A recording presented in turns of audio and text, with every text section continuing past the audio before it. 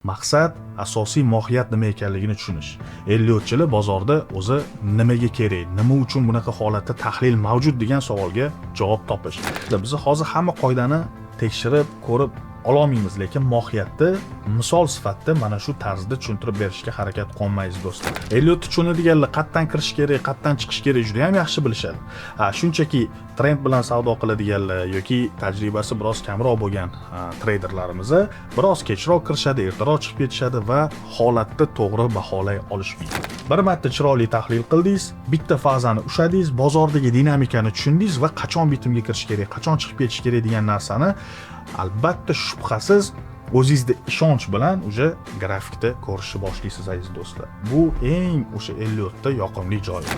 Umumiy to'lqinlarni ko'rishingiz uchun 1, 2, 3, mana bu esa hozir bizda to'r bo'ldi aziz do'stlar.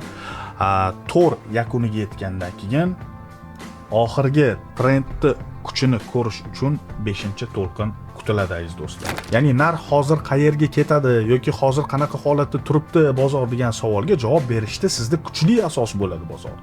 Elliot bu mukammallik emas, bu pattern emas, bu o'zgarmas qoida emas. Bu yerda eng kulchovoy joyi fikrlarni o'zgartirib bilish, ya'ni inkor qilish holatlarini ham to'g'ri o'ylash.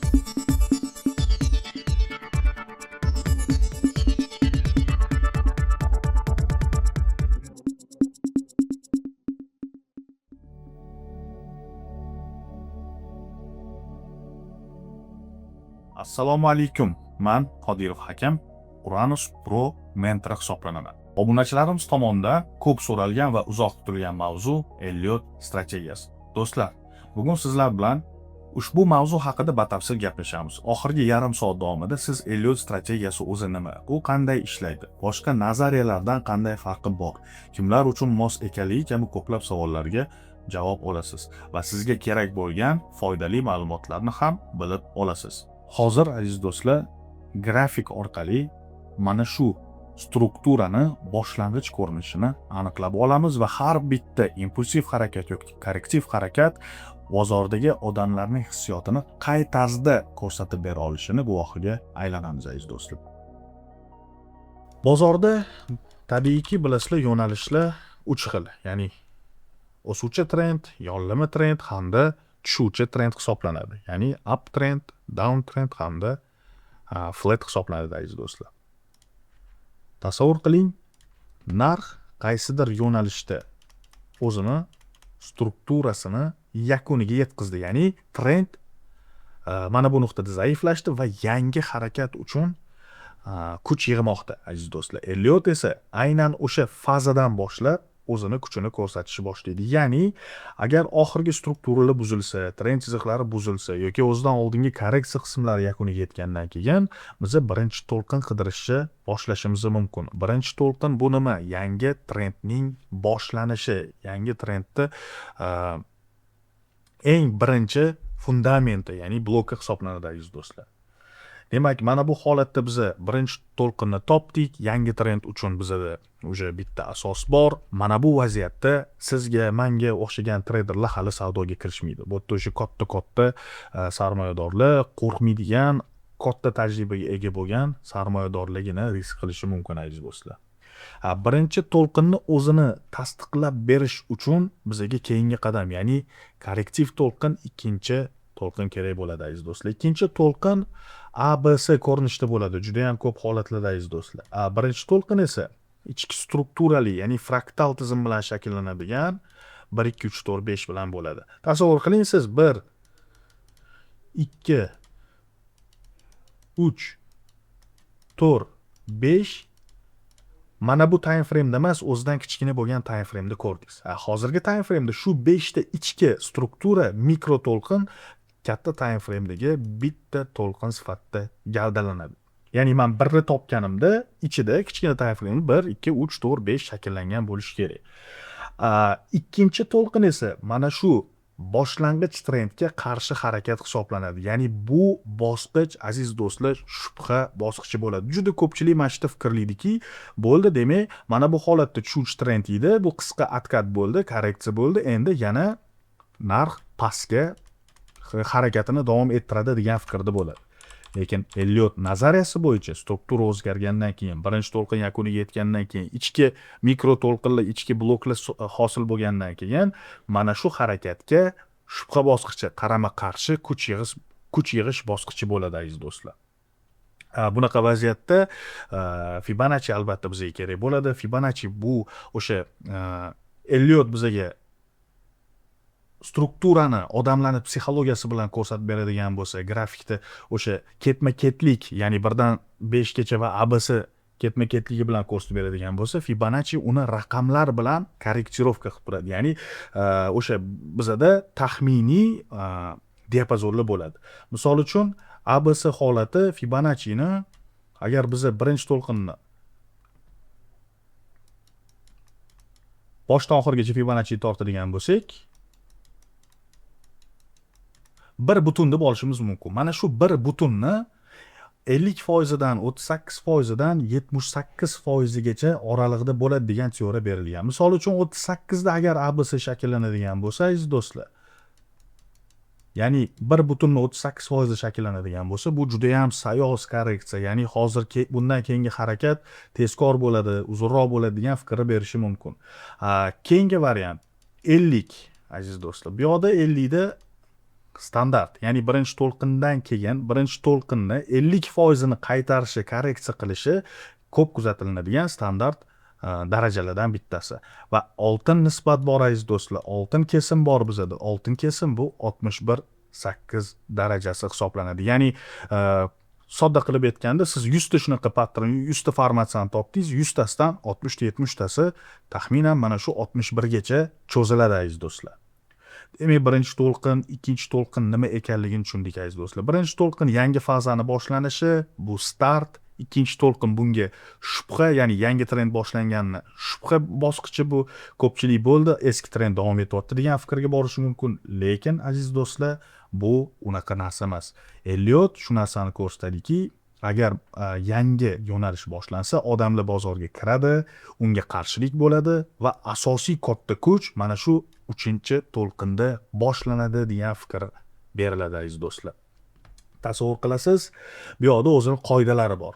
Ya'ni price action elementlari bor. Shamchalarga qaraladi, diapazonlarga qaraladi. Mana bu kanallarning proboylariga qaraladi aziz do'stlar. Mana shu proboylar bo'lgandan keyin narx mana shu darajalarni aniq bizni kutganimizdek kesib o'tgandan keyin, indikatorlar buni tasdiqlagandan keyin, misol uchun divergensiya kerak bo'lishi mumkin, volum indikatorlaridan foydalanishimiz mumkin, MACD-dagi o'sha Instagrammalardan foydalanishimiz mumkin aziz do'stlar. Bu yoqda qoida juda ham ko'p.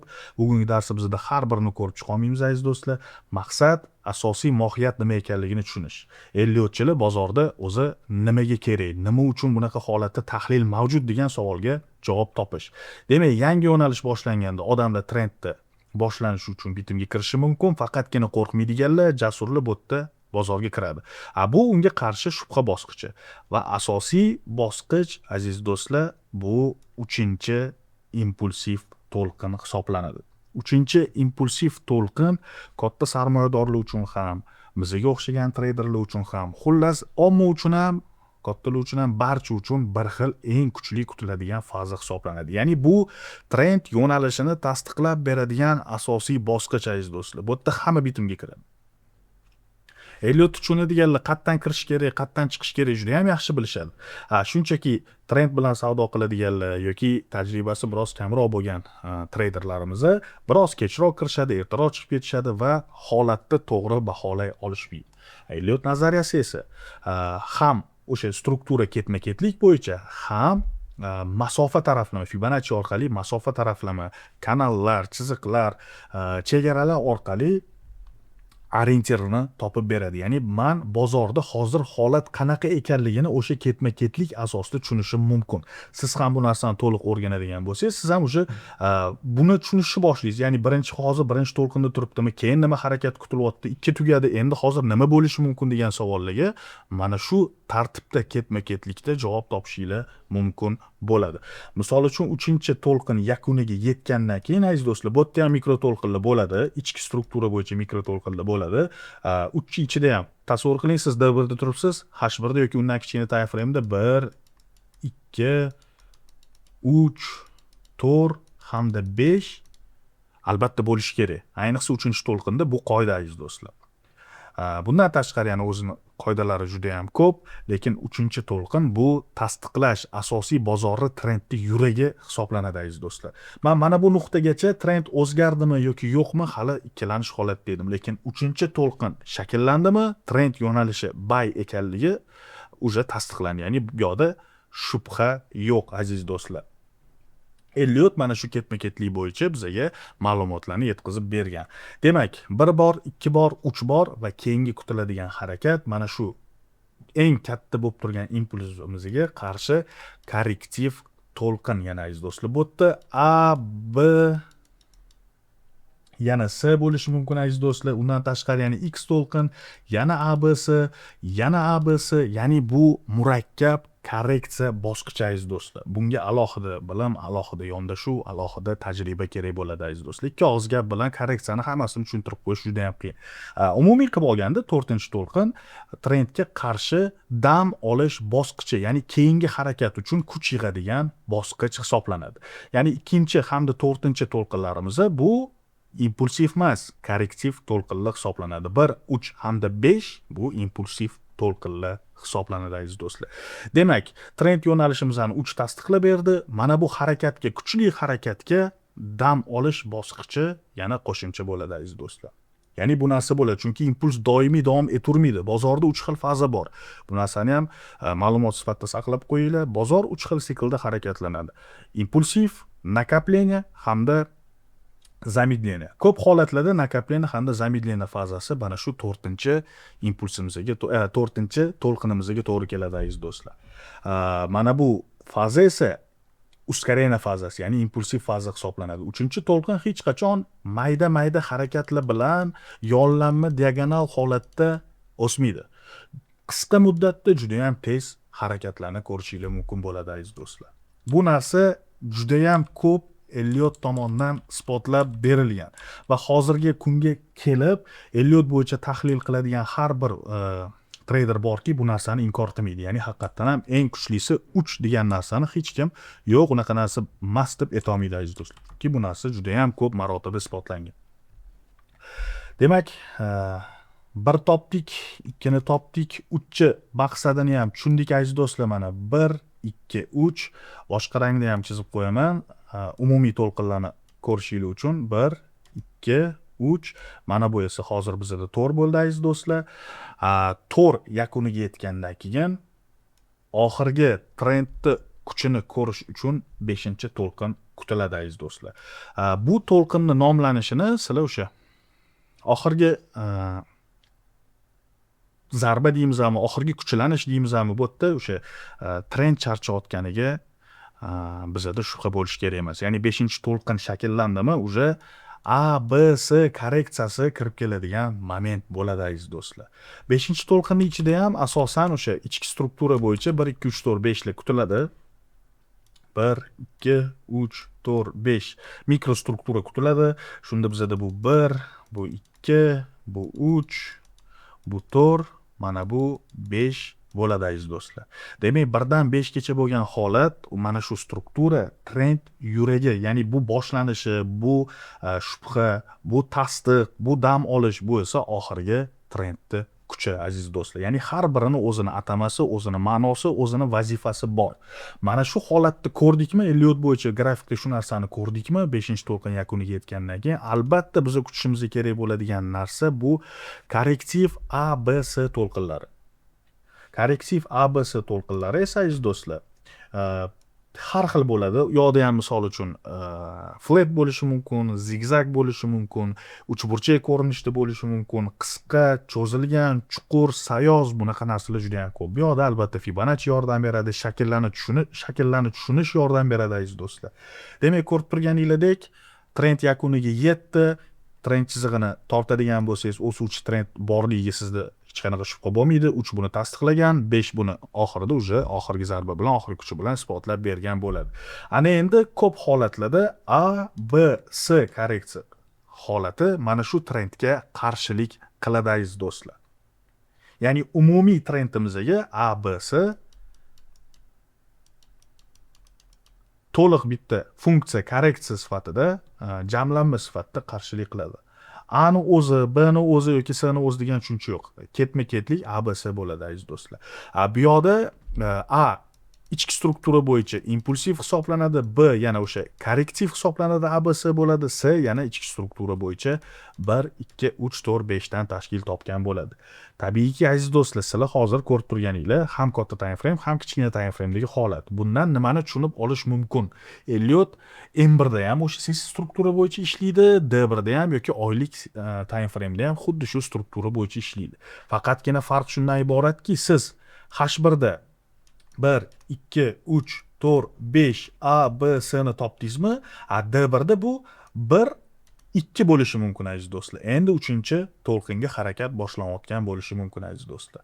Bu narsani o'sha fraktallik deb nomlab turishimiz mumkin. Bunga ham alohida albatta qiziqish, bilim kerak bo'ladi aziz do'stlar. Ustida ishlash kerak. Korreksiya turlari juda ham ko'p, impulslarning o'zini qoidalari juda ham ko'p. Lekin mana shu dars orqali Elliot nima ekanligini qisman tushuntirib bera olgan bo'lsam, men maqsadimga erishgan bo'laman. Aziz do'stlar, shu narsani grafikda ham bitta misol orqali ko'rsatishga harakat qilaman. Tasavvur qilasiz, mana bu yerda struktura flatdan kelgan byga o'zgardi. Ya'ni bu yoqda flat, mana bu yerda flat yorib o'tildi. Men taxmin qilishim mumkinki, flatdan keyin mana bu birinchi trend boshlanishiga asosiy sabab, ya'ni birinchi to'lqinni men topdim. Agar men buni birinchi to'lqin deb oladigan bo'lsam, birinchi to'lqinga qarama-qarshi albatta menga ikkinchi to'lqin kerak. Mana ikkinchi to'lqinni ham topdik. Fibonacci chegaralarini agar taqqoslamoqchi bo'lsangiz, mana bu holatda tortiladi va mana 38 darajadan, ya'ni qaytish biroz sayozroq bo'lgan. Demak, 3-to'lqinda men qisman kuchliroq harakat kutishim mumkin degan fikrga borishim mumkin. Demak, bir bor, ikki bor, 3. Mana bu holatda aniqladik aziz do'stlar. Mana impulsiv, bu yoqda ham hammasi biz kutganimizdek, 1 bor, 2 bor, 3 bor, 4 bor, 5 bor. Ichki strukturada ham qoida bo'yicha hammasi ko'rsatilgan. Demak, umumiyda mana bu 1, mana bu 2, mana bu 3, mana bu korreksiya qismi esa bu 4 hisoblanadi aziz do'stlar. E'tibor beringlar, korreksiya bu eng notekis harakatlar. Ya'ni bozordagi eng tushunarsiz harakatlar aynan korreksiya bosqichlarida bo'ladi. Buning ichida flat bo'ladi, buning ichida zigzag bo'ladi, buning ichida uchburchak ko'rinishlari bo'ladi, ikkitali o'sha kombinatsiyalar bo'ladi, ham uchburchak, ham flat yoki uchtali kombinatsiyalar bo'ladi. Uchburchak, flat, zigzag shunga o'xshagan bitta joyda yig'ilib qolgan vaziyatlari juda ham ko'p bo'ladi aziz do'stlar. Bunga alohida bilim, alohida tushuncha kerak. Savdo qiladigan faza emas, lekin mana bu yerda biza mana shunga o'xshagan impulslarni ushlab olishimiz kerak. Aziz do'stlar, biz hozir hamma qoidani tekshirib, ko'rib ololmaymiz, lekin mohiyatda misol sifatida mana shu tarzda tushuntirib berishga harakat qilmaymiz do'stlar. 1 topdik, 2 topdik, 3 topdik, 4 topdik va yakuniy trendning oxirgi kuchi bu 5-impuls fazasi hisoblanadi. Bu yoqda ham ichki struktura bo'yicha 1 2 3 bor ekan. Bu yerda 1 2 3 4 5 yo'q, lekin 1 2 3 bor. Orada 5-to'lqinda bunaqa ruxsat bor. 1-to'lqinda bunaqa ruxsat bor. Lekin boshqa qoidalarning hammasini baribir bugungi darsda eslab qololmaymiz aziz do'stlar. Demak, trend oxirgi kuchini ko'rsatyapti. Endi mana bu umumiy trendga ABC korreksiyasi oxirgi fazasini ko'rishimiz mumkin. Aziz do'stlar, mana misol uchun bu A impulsiv, B korrektiv, S ya'ni impulsiv holatda korreksiya qismini shakllantirib berdi. Bizning maqsadimiz o'zi nima edi? Maqsadimiz mana shu 1 2 3 4 5 A B S ni grafikda o'qiy olish. Uni har bittasini qoidaga moslab chiqish va o'sha bozor intuitsiyasini, chustvasini mana shu ketma-ketlik orqali tajriba yig'ib tushunib borish aziz do'stlar. Har doim ham biz idealni ko'rmaymiz 1 2 3 4 5 ABSni. Lekin sekin-sekin tajriba yig'ursak, u narsani ustida ishlayursak, albatta bu narsa bizga xuddi to'lqin sanash emas, ilm fan sifatida, nauka sifatida o'zi ko'zimizga ko'rinishi boshlaydi, bu narsa sizlarga o'zi yoqishni boshlaydi aziz do'stlar. Chunki hozir D1 time frame'da, H4 time frame'da shu ish qilib, siz bitta-bitta ochib haftalab kutishingiz mumkin yoki oylab kutishingiz mumkin. Har kuni bizga 50 talab, 10 talab, 20 talab bitim kerak emas, bozor tahlil qilish kerak emas. Bir marta chiroyli tahlil qildingiz, bitta fazani ushladingiz, bozordagi dinamikani tushundingiz va qachon bitimga kirish kerak, qachon chiqib ketish kerak degan narsani albatta shubhasiz o'zingizda ishonch bilan o'sha grafikda ko'rishni boshlaysiz aziz do'stlar. Bu eng o'sha Elliotda yoqimli joyi. M1, M5, M15, M30 yoki H1 time frame'larni aytadigan bo'lsanglar, biroz agressiv, biroz risk yuqori, shovqin ko'proq, H4 hamda D1 time frame'da mana shu siklni, mana shu ketma-ketlikni tushunishni boshlasanglar, albatta tahlil jarayonida sizga yetadigani o'zi bo'lmaydi. Chunki ana misol keltirib aytishim mumkin, trading viewga kirsangiz, ideya bo'limi bor, ideyaga kirsangiz, hamma o'sha tajribali treyderlar o'zini signallarini, ideyalarini saytda qoldirishadi. Odamlarni jalb qilish uchun, o'zini kuchini ko'rsatish uchun. Va e'tibor bergan bo'lsangiz, o'sha joyda 1 2 3 4 5 ABC yozuvini juda ham ko'p ko'rasiz. Ya'ni ko'pchilik tajribali treyderlar bu nazariyadan foydalanadi. Bu yaxshi tarafi, yomon tarafi, xuddi maktabda ximiya boshlansa, fizika boshlansa, fokus aynan uning ichiga kirib ketadi, juda ham qiyin, birorta narsani esdan chiqarish kerak emas, birorta narsani o'tkazib yuborish kerak emas, shundagina bir-birini ketma-ketligini yoki o'sha aytaylik 100 nechtadir element bor. Qaysi biri birinchi, qaysi biri 8-chi, qaysi biri metal, qaysi biri suyuq, qaysi biri o'shanga o'xshagan narsalarni birortasini o'tkazib yubormaydigan kabi bunda ham o'zini ketma-ketliklari, qoidalari, tushunchalari bor aziz do'stlar. Biroz qiyinroq. Bu yomon tarafi aziz do'stlar. Endi yomon deb bo'lmaydi, prosta murakkab tarafi aziz do'stlar. Lekin bu narsani yaxshilab o'rganib, mag'zini chaqib olsanglar, katta ehtimol bilan faqat bunda emas, istalgan tizimingizda ishlayverasiz, istalgan strategiyangizda ishlab turasiz, lekin bu bilan tahlil qilishni to'xtatmaysiz aziz do'stlar. Ya'ni narx hozir qayerga ketadi yoki hozir qanaqa holatda turibdi bozor degan savolga javob berishda sizda kuchli asos bo'ladi bozorda. Shuning uchun do'stlar, men tavsiya beraman. Elliot nazariyasi bo'yicha qiyinchilikdan qochmang, qiziqishlar kuchli bo'lsa, orqaga qaytmang. Ya'ni boshlanishidan juda ham qiyin tuyulishi mumkin, vaqtingizni ko'proq qo'yishi mumkin, mayda-chuyda narsalar juda ham ko'p bo'lib ketishi mumkin, ammo hammasini o'sha punt bilan o'rganing, mas'uliyatli qarang, albatta bu o'zining natijasini ko'rsatadigan yo'nalishlardan bittasi aziz do'stlar.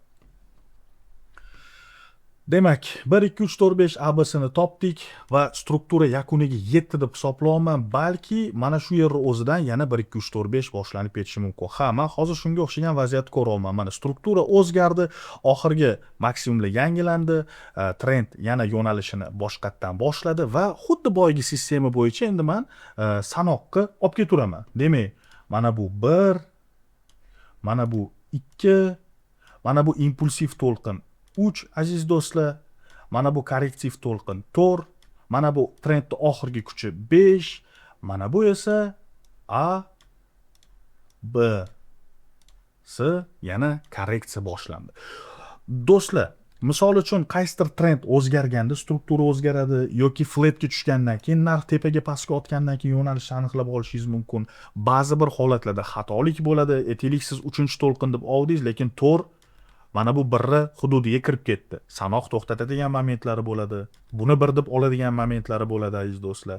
Elliot bu mukammallik emas, bu pattern emas, bu o'zgarmas qoida emas. Bu yerda eng kulchovoy joyi fikrlarni o'zgartirib bilish, ya'ni inkor qilish holatlarini ham to'g'ri o'rganish kerak. Har doim mana hozir biz grafikda juda ham zo'r narsani ko'rdik. 1 2 3 4 5, 1 2 3 4 5, ikkita bir xil korreksiya, ikkita bir xil struktura.